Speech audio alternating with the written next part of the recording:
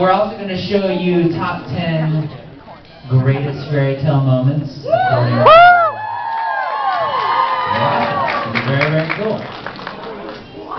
We know fairy tales so well. Just to give you a little bit of one of my favorite moments. I loved it when Ed looked at Al and said,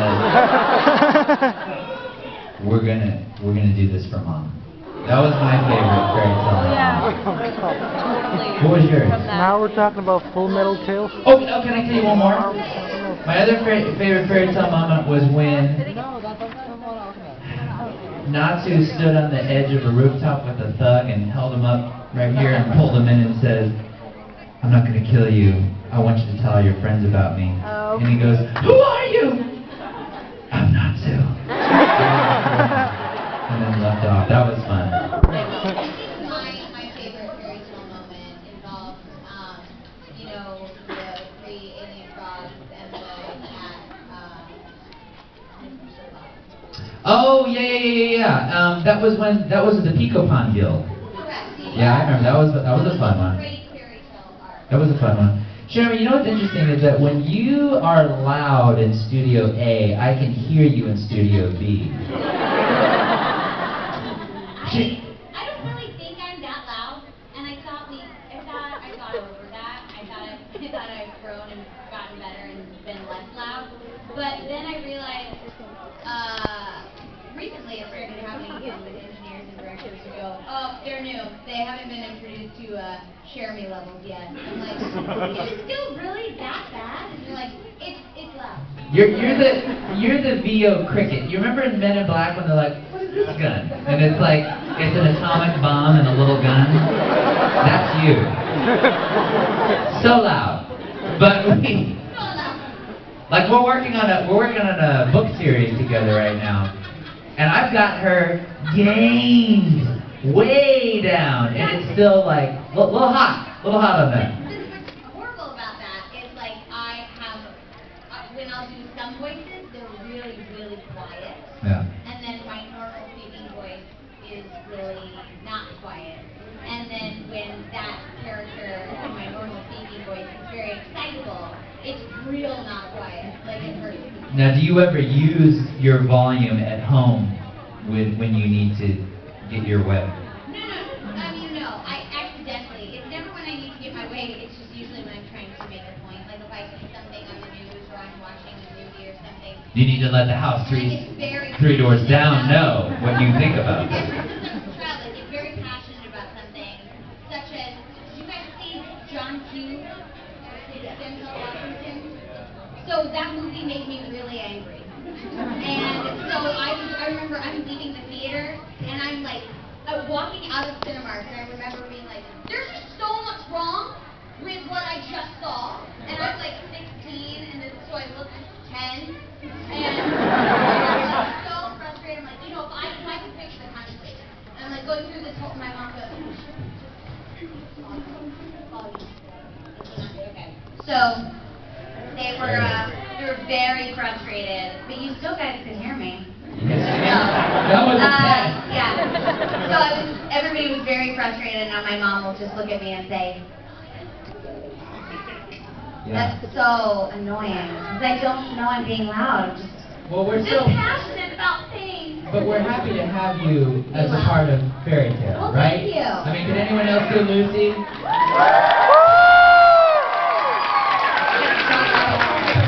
No one could do Natsu. Even the director knew you were going to play Natsu and told you that you were the last person to know you got the job.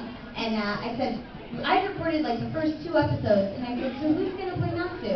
And our director Tyler goes, oh, it's going to be Todd. It was always going to be you and Todd. Really? And I was like, really? Because he asked me yesterday, so who's the cast of Fairy Tale? Because I know you're in it, but have they decided everybody else? And he goes, yeah, let's tell him. I'm just going to let him sweat.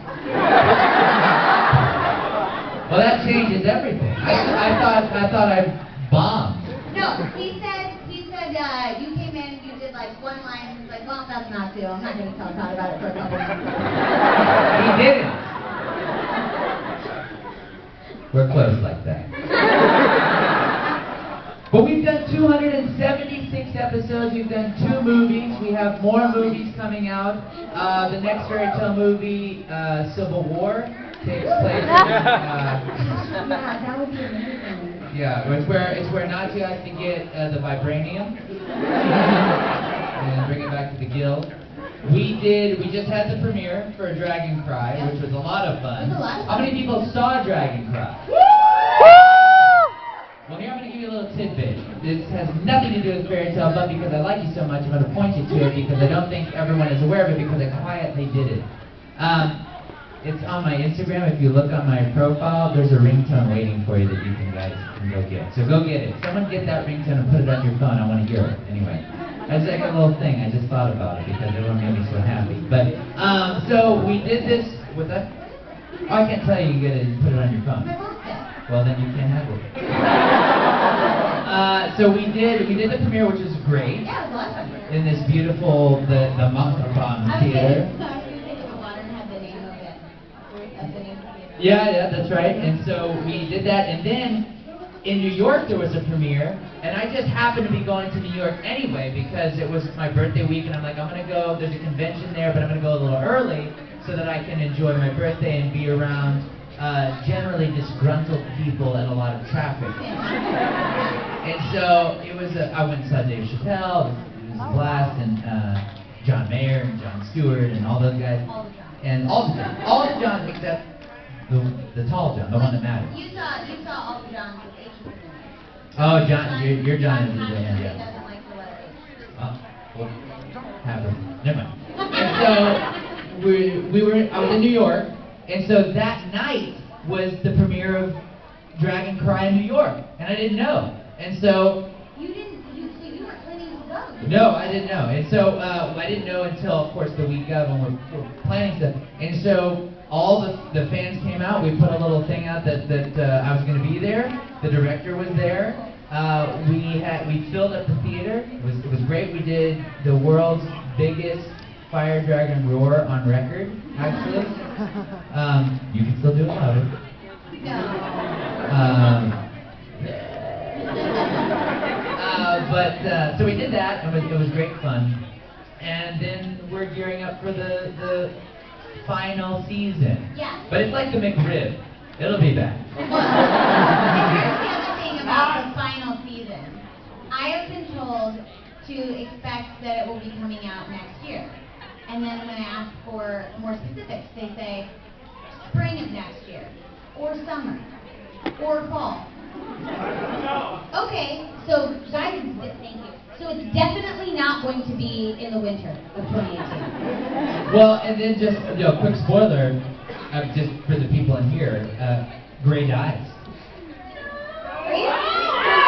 No, I'm telling you what I hope happens. Sorry. Sorry. I get confused. I'm sorry. Don't spoil it. I've been brainstorming about some ideas. Yeah. Yeah. Not to include it together. Okay, cool. Very progressive. Can I be the minister of that wedding? Clue is not marrying material. Clue is like convertible, weekend, top down, go to a B&B, have some fun there, and then you guys go about your business and everyone goes and lives their life. You are more the type where it's like, when Natsu looks at Lucy, in his head he sees arguments about nothing. He sees laundry being folded. He sees who's gonna clean the shower this weekend. He sees a light. Not having to get yelled at when he walks into the house because she would have given him the key, but will she do that? No, probably not. Yeah, he sees getting yelled at. He sees cooking together. And that's why it's like Lucy's more the waifu, but then there's horologium. Throw things off because then they're like, well, I like to look at that wood. Look, horologium is awesome.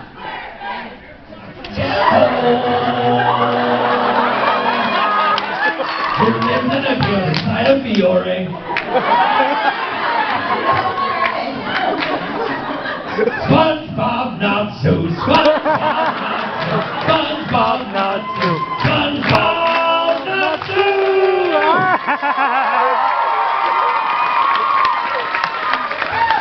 Yeah, that's it.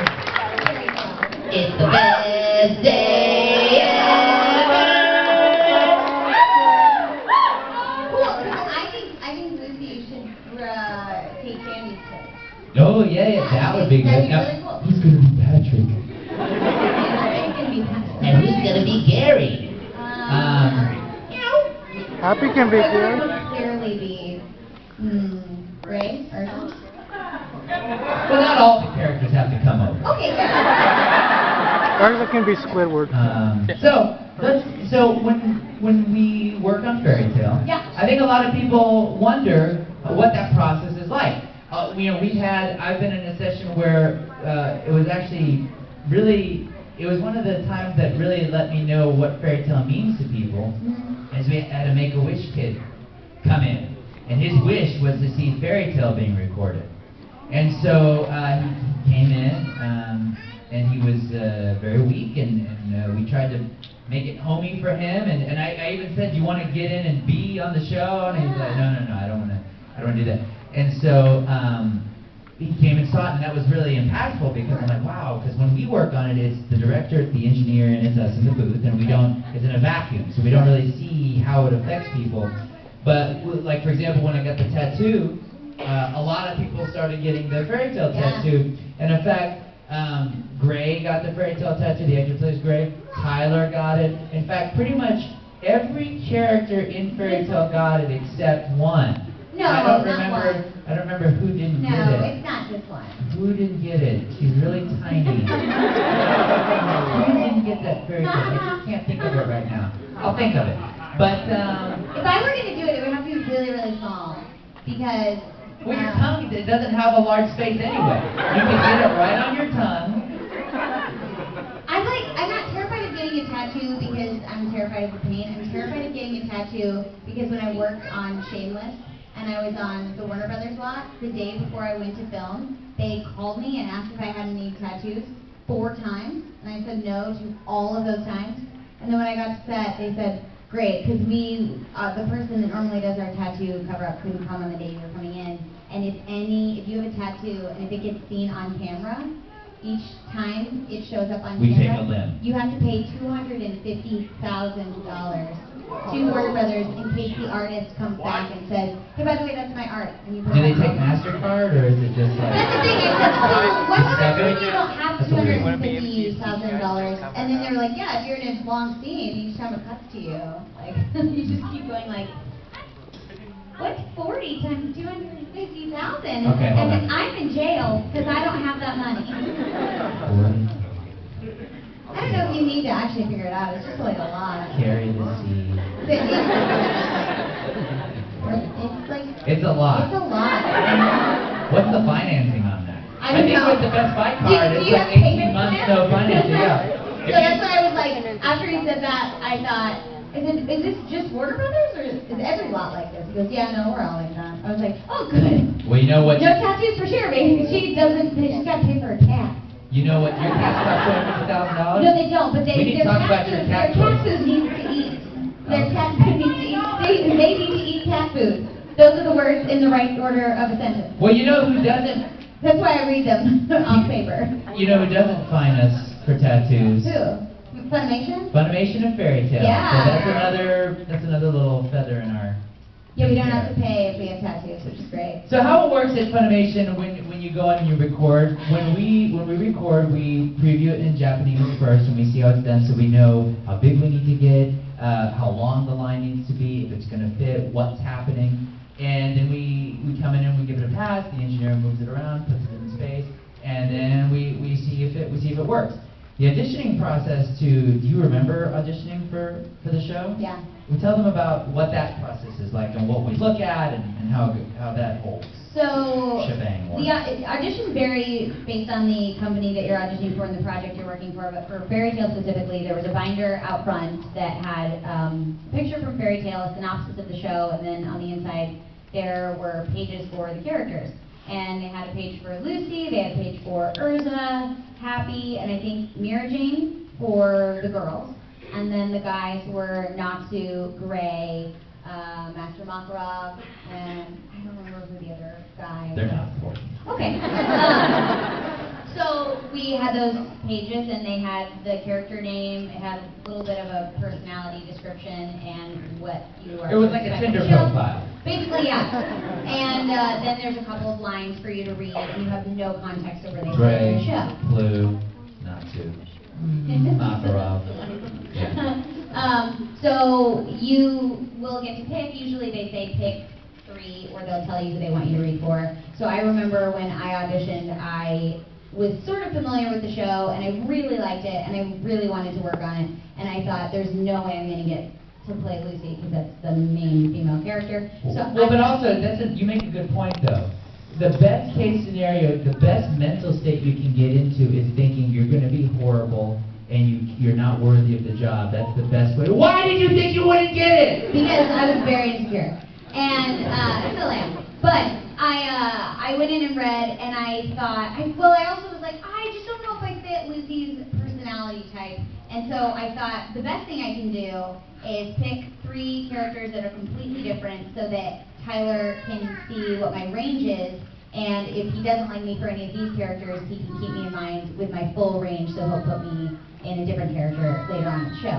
So I auditioned for Happy, and I auditioned for Urza. So Happy was my crazy character voice, Urza was my lower register, and Mira Jane was my higher register. Went in and auditioned, and Tyler said, so are you going to read for Lucy? And I said, why would I do that?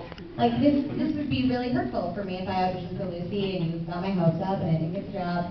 And I said, I just really want to be in Fairy Tale. I really want to work on the show. He goes, just read the lines for me. I was like, no. Like, now, how did he say it? Did he go, let's play a game? And then he locked the booth door. So I ended up looking. Yeah, I looked at the first line of Lucy. He's like, just say the lines. And I was like, I don't want to. And so it's amazing. I got the job. It's like, no, I'm not reading for you. That was great. You got the job because you didn't believe in yourself and you fought with the director. The very first line was, I just want to be in Fairy Tale.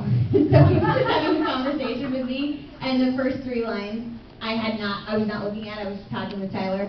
I said the gist of what was happening about me being in the show, not Lucy being in the guild. And he was like, all right, that's all I need. A director's greatest tool, deception. Yeah, to manipulate her. So then when they told me I got the job, it was through Tara saying, I need you for 26 hours for the first episode, which is absurd.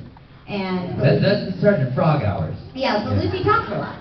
And I said, for a fairy tale? And she was like, yeah. And I thought, this is an elaborate joke. This is horrible. And then Tyler sent me a Wikipedia link via Facebook. And he was like, study up. And it was Lucy's Wikipedia page. And I said, you know what, at this point, like, this is just not funny.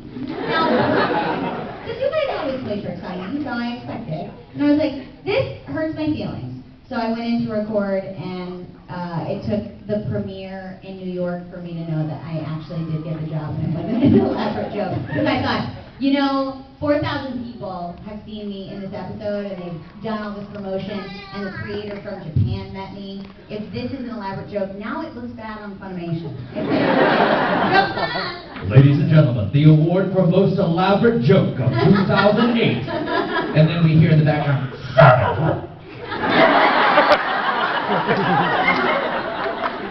Alrighty, Brandon, hit those lights for us, please. And Cherami's going to type in. He's going to type in her password. There we go. Okay. Here we go. We're going to show you a little bit about what it's like to get our record on. Don't judge me.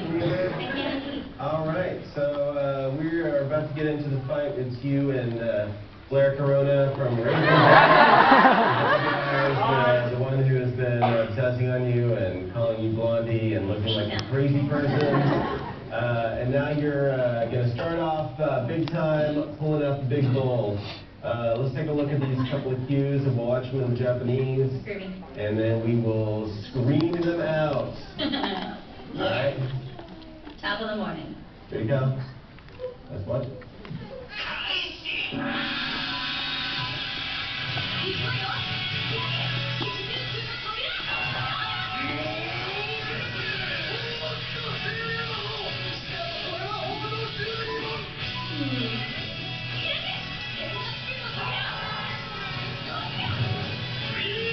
Alright.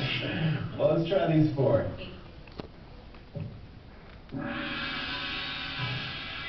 Here we go! Open! Here's the golden ball! Alright! And Lucy Heartfilia opens with a celestial spirit right out of the gate! Open! Here's the scorpion! Scorpio! Wicked! Good. Let's see how that, Wait. yeah, it's not very long between Here We Go and Open Gate of the Golden Bull, but we have, ways to make them happen sooner. It's called non-linear digital editing. Or funny. Funimation in progress.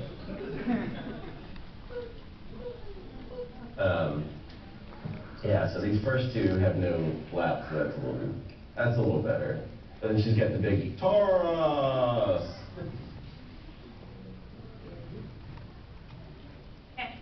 And then maybe on that, let's grab the Gate of the Scorpion again, and maybe kind of put a little different inflection on Scorpion, because it's your other thing that you're doing. You know, the Gate of the Golden Bull, Gate of the Scorpion.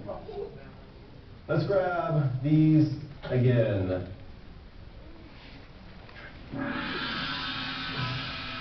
Here we go! Open! Here's the golden ball! Taurus!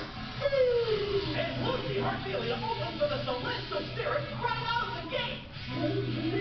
Open! Here's the scorpion! Scorpio! Wicked! Give me Open Gate of the Scorpion.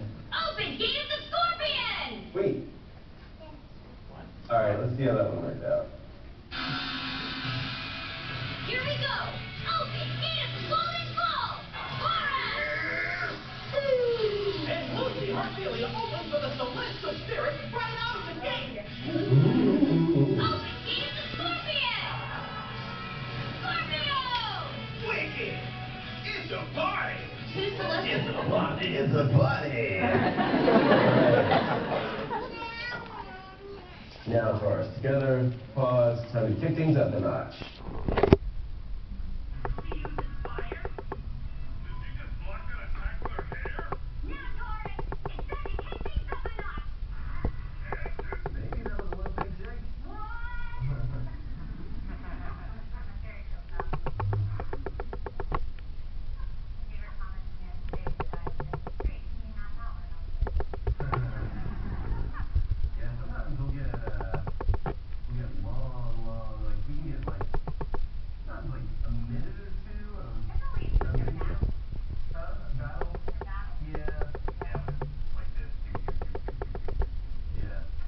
So the engineer is very, very quick with placing the wave files that are when they're captured. He's writing the volume. The mic, For hand. the file's not getting blown out, it's unusable, and you're hearing artifacts in it. What an improvement! Thanks, guys. That was awesome. Good. Maybe a little more smile on the voice. Whenever you hear Tyler say good, good, or good, good, good, that means you're coming in for it again. Yeah. Thanks, guys. That was awesome. Yeah. You want sweet. Sweet is good.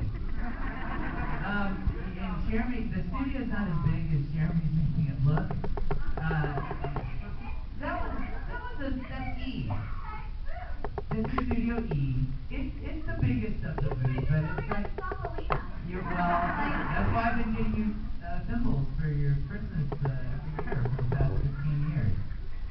Although, when I do record at the Habitat in his booth, he always gives me a pillow. And at first I was like, oh, this is for my comfort. And they're like, no, I can be a friend. It's your booster seat. It's my booster seat. He doesn't want to give me a phone book because that's awkward. Well, and the phone book, I mean, I immediately throw them away. Right. I'm sorry, if you are a purveyor of phone books, and you make phone books for a living, I do not mean that as an insult.